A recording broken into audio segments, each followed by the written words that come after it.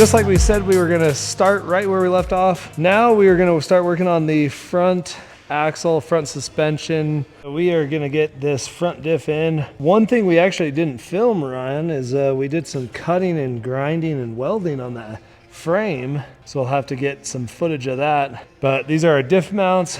Diff needs to lower it, but check this out. Since we didn't film it, we had to cut this big old section of frame out, and then we welded these plates on. So that's already been done, painted, happy times. I'll get these diff mounts on, and then we'll get our lower cross members in.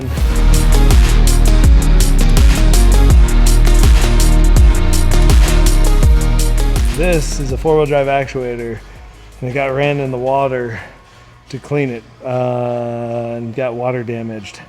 And the problem is we can't do anything with installing this diff until we get the new one installed. So we are basically screwed.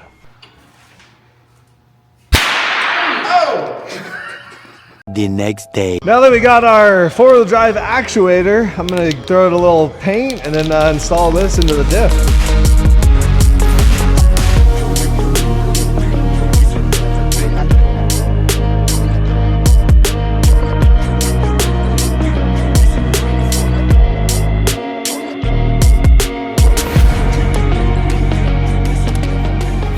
So as you can see, we were about to install the front diff, the 4-wheel drive actuator, since it got water damage. We got the new one, painted it, we're letting that dry right now. While that's drying, we decided to just kind of loosely install the upper control arms as well as the coilovers. So all this is just kind of loosely installed right now. We're gonna have to do some moving around and figuring out, also probably adjust the coilovers. Also, one of our captured nuts in the frame broke off. This is actually kind of a common thing that Toyota people have going on. So I ordered a new riv nut. We're gonna drill this hole, install a riv nut, and that's gonna help fix that situation. So this is our old windshield washer fluid reservoir. As you can see, it's plastic, it's big, it's ugly. And this used to sit kind of in this wheel well. And what we did is a relocation windshield washer reservoir. This basically sits up so it's not in the wheel well, and then this just gets rid of it.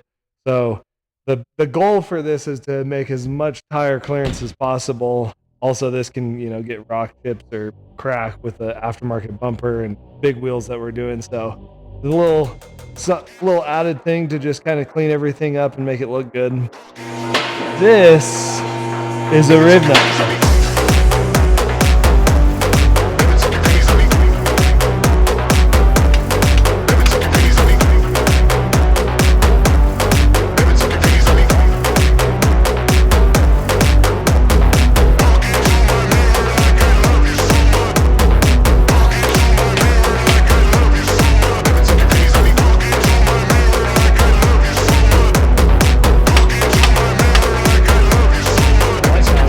Alright guys, so we have kind of gotten a lot done in a short amount of time. We got that front axle in, everything went together pretty good. We got this rear cross member in, and the rear cross member ties in with the diff mount right there. Got that all squared up and in. We got our lower control arms in.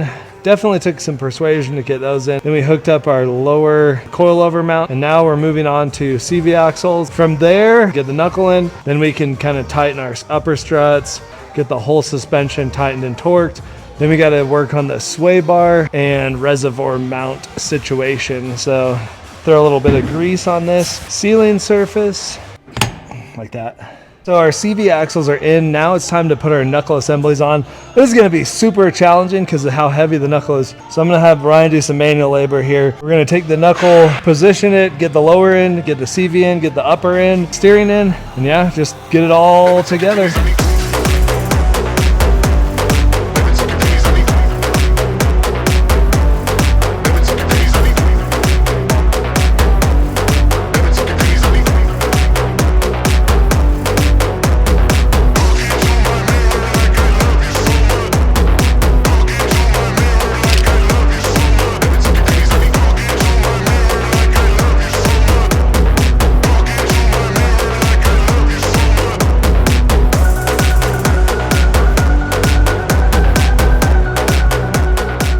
All right, guys, so we are continuing on the 4Runner suspension. We kind of left off with just getting everything installed yesterday loosely. So now I have to go through instructions in my computation device to get everything torqued and tightened.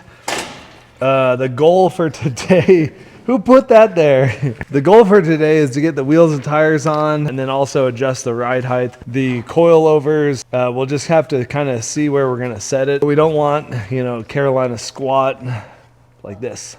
Yeah, that's pretty much where we're at. Just a lot of tightening and torquing and going on and going with it. And then we got to bleed the brakes, bleed the steering, fill the diff. Got a whole list going. So hopefully we get it done.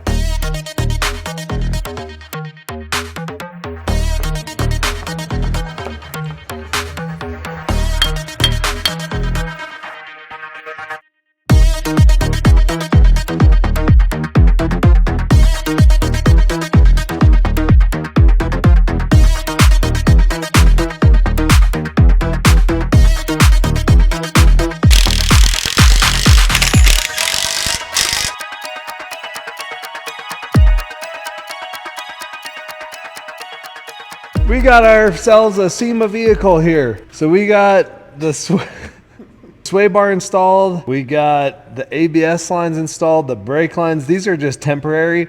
We have some custom brake lines. I had to get the dimensions. We got brake lines coming front and rear, and we got our little arc fender liners on, which look really nice. We're gonna bleed the brakes, bleed the power steering, get this thing on the ground, and then it's getting detailed, so then they can lay the wrap down and it will look really nice. So that's kind of the game plan, Stan. Oh, we also filled the diffs with fluid.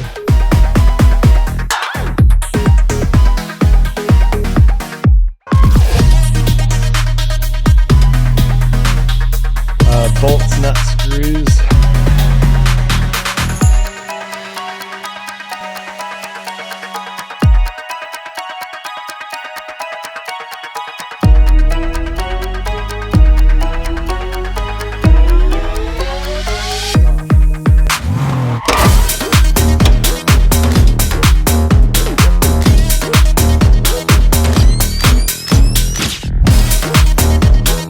All the Toyota peeps in the future, to take these plastic clips off, you get a little plier and then you just give it a little turn. Whip. Easy peasy.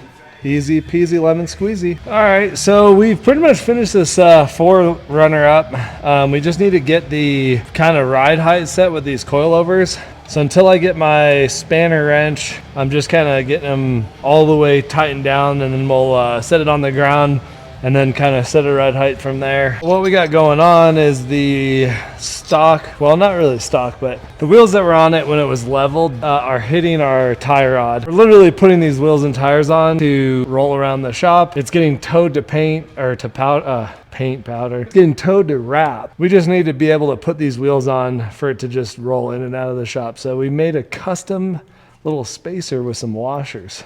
So hopefully that's enough. It's either gonna be 2 washers or 3 washers.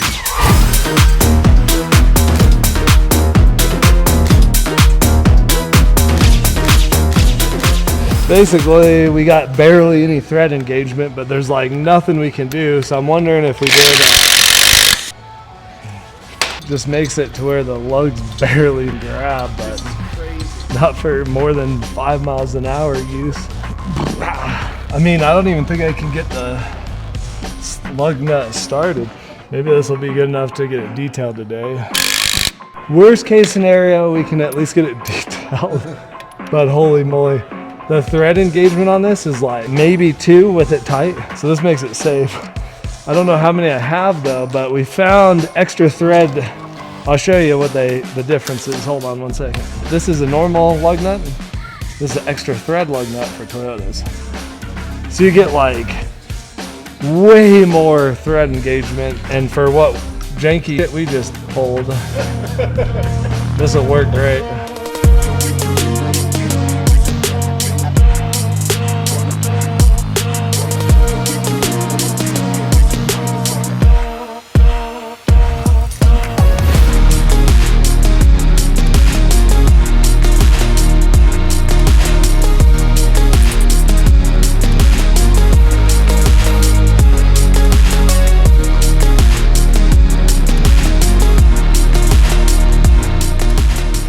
I wish that I could get, I mean, I'm gonna have to crank the living balls out of the front.